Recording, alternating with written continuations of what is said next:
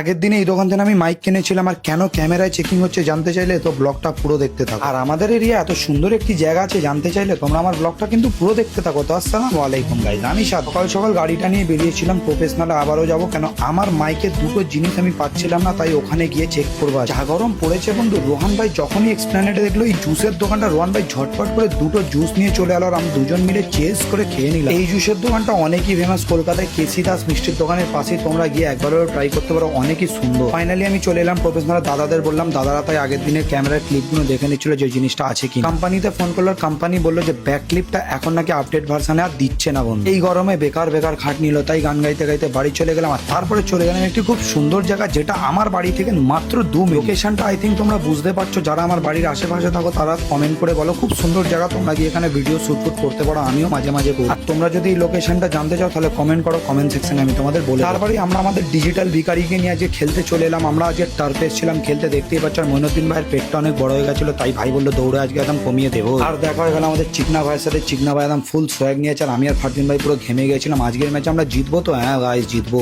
চলো খেলা শুরু। আমরা ছোটবেলায় তবু তো মাঠ পেয়েছিলাম, বাট এখনকার বাচ্চারা মাঠই পায় না, তাই টার্ফে যেতে হচ্ছে। বাট দেখো বন্ধু, খেলতে পারো কি নাই পারো, সপ্তাহে একবার গিয়ে খেলা কিন্তু সবার দরকার, এতে শরীরটা অনেক ভালো থাকে। দেখতেই পাচ্ছ পুরো ঘাম ভাম জড়ে গেছে। আর এখানে আমরা আজকে হেরে গেছিলাম, মন দুঃখ। আর ফারুক ভাইয়ের গাড়ি থেকে অ্যাটম বম বেরোচ্ছিল দেখতে দেখতে। আজকে ব্লগ ট্রেন করলাম, ভালো লাগলে লাইক শেয়ার ফলো করে দিও।